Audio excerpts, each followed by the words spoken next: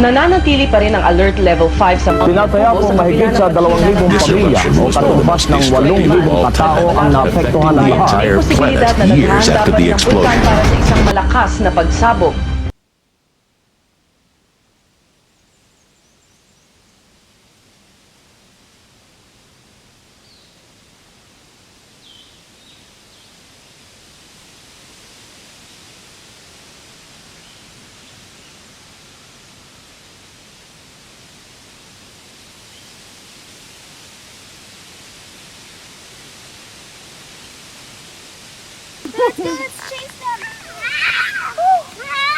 Ay, ba dyan? Nanay ko kasi yung ano niya.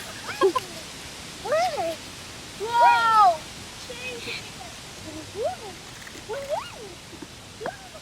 Go chase him! Look!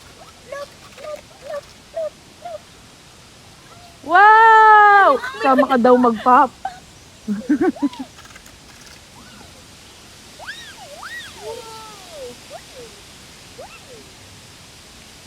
Ang galing ah. Anak, ubos na.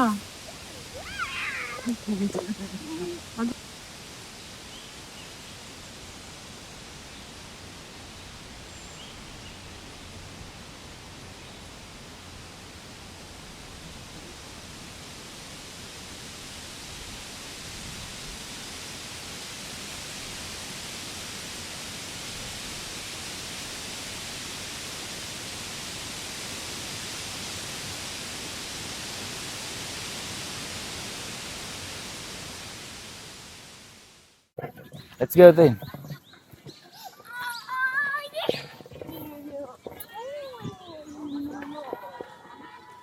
So guys, it's Saturday. So yan. Marami ngayon nagka-camp. Ang ganda tayo.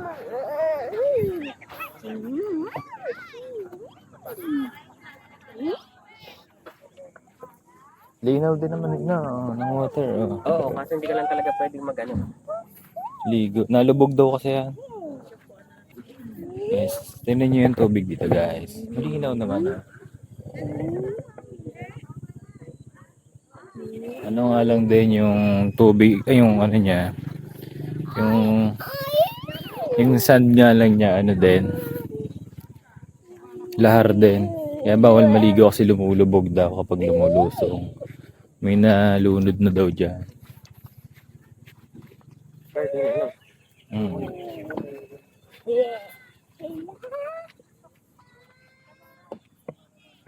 Ayan, so ang haba din. Layo na ng lalakad namin. Iwanan ko ni daddy Okay eh. din pala to, dito sa dulo. No, Oo. mas konti yun. Hindi naman mas konti yung taas. Nung punta namin dito, grabe yung basura dyan sa loob niyan. Basura. Yung sa atin kasi kinalat lang naman ng aso. Hindi, parang tingin ko ganoon din yung sa kanila. Kasi iniiwan naman talaga na naka-plastic. Kasi may kumukuha naman may aita. Kaya lang kinakalat ng aso. Tenny, let's go.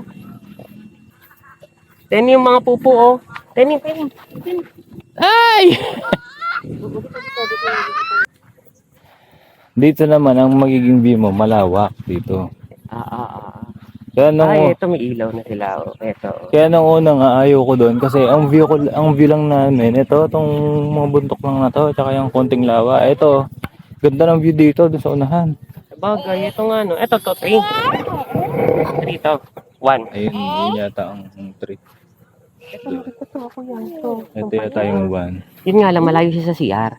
Pero pag Oo. nakakuha yung CR na yun, oh. Pagkagawa na, okay na. Ito, 1. Not sure kung 3 or 1. Maaring 3 kasi bago pa lang nilalagyan ng mga CR. Kasi, ayun, may mga CR na doon. So, ibig sabihin, Oo. yun ang nauna. Ano Tenny, tayo? let's go. Naka-smile na siya. Ay, kawawang bata. Nag-walk ng malayo. Ganun eh. Kapal ng pine tree.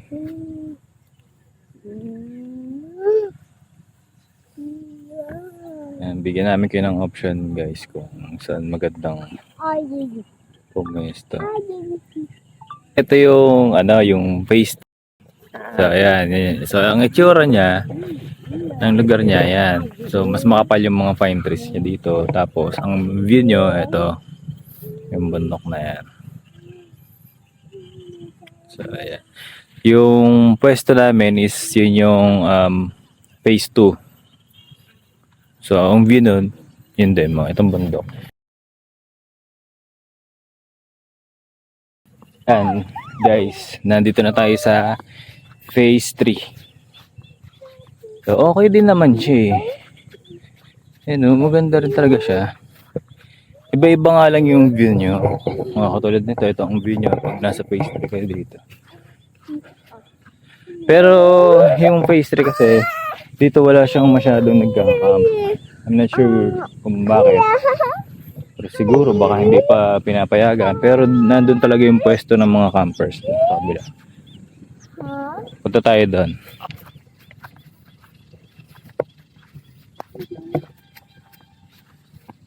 Ito siguro pagka maulan, pag rainy season na, ito ilog siguro to. Dito dumadalo yung water. Pero ngayon, it's summer, so dry siya. Ayan guys, ito yung phase 3. Ang view nyo, kapag dito kayo nagpwesto, ay ayan, yung malawak na dagat or lawa. So sabi nila, yun nga, nung bago pumutok yung Pinatubo, may barangay dyan. May existing na barangay dyan. Pero ayun nga, nung pumutok yung Pinatubo, natabunan siya hanggang sa nagkaroon ng lawa. Tapos meron diyang church na ang makikita na lang is yung tore, yun yata eh. Hindi ko lang makikita nyo, pero yun yata yun. Maganda rin dito eh. Pero pag tanghali na, hindi advisable na dito pumuesto. Hindi advisable na dito yung tent niya sa initan kasi mainit talaga. Last February, galing na kami dito. Nakamotor lamang kami noon kaya konti lang ang dala namin. Napansin namin na ang hirap talaga ng buhay ng mga locals dito. Dahil napakalimitado ng source of income nila.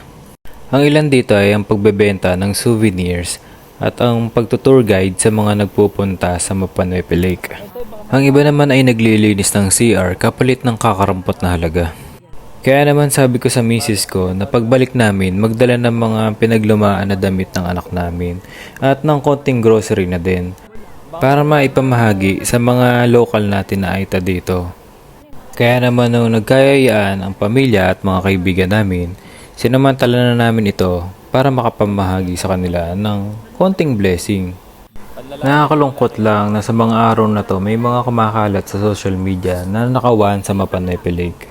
Hindi naman talaga malayo na mangyari ito dahil na rin sa overcrowded lalo na kapag weekend ang Mapanuepe Lake sa dami na nagka-camping.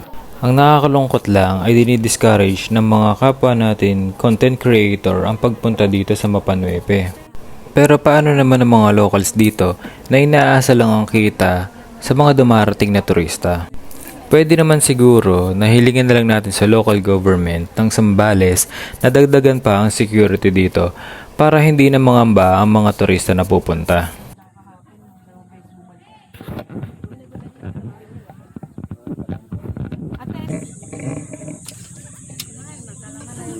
Pwede ka na magtanghalian.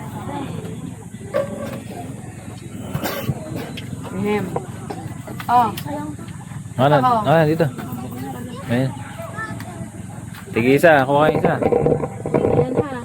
Hati-hati kayo, bigyan yung maliit. Naku, wag mo dyan patong, madumi. Butas yan.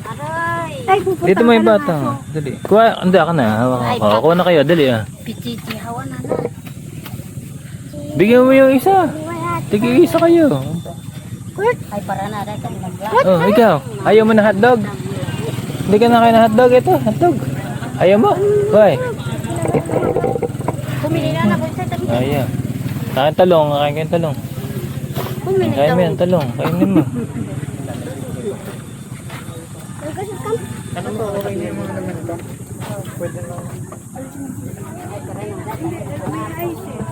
Kasi na po yung driver na tabihan mo. Oh, hindi pa. Tapos meron pa pala kami ng mga teacher. Ako kumit lang. Sige. Sige po. Ang makarinig lang ng simpleng pasasalamat mula sa kanila ay sulit na. Kaya't kung kami ang tatanungin, babalik at babalik pa rin kami dito. Para naman sa mga gusto at nagpaplanong pumunta dito, sana ay makapag-share din kayo ng inyong mga blessing sa kanila. Ito. Kasya ba sa kanya ito? Parang kasya, no? Ito sa kanya. Anak mo, te? Ito. Anak mo. Ito po. Galing. Ito doon sa isa. Oo, yan. Mata pa ako na. Pack ko. 2.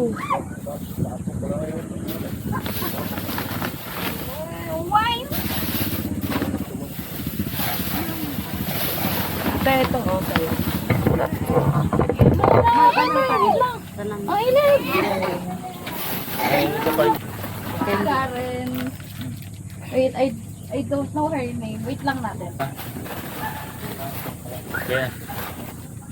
Ayan na lang po, kuya.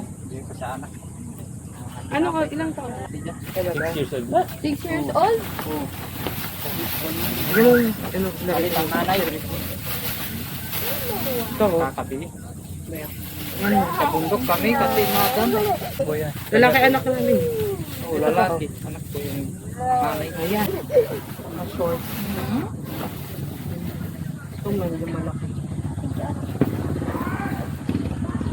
This is Jit of Jit Moto kasama ang aking pamilya at mga kaibigan. Peace out.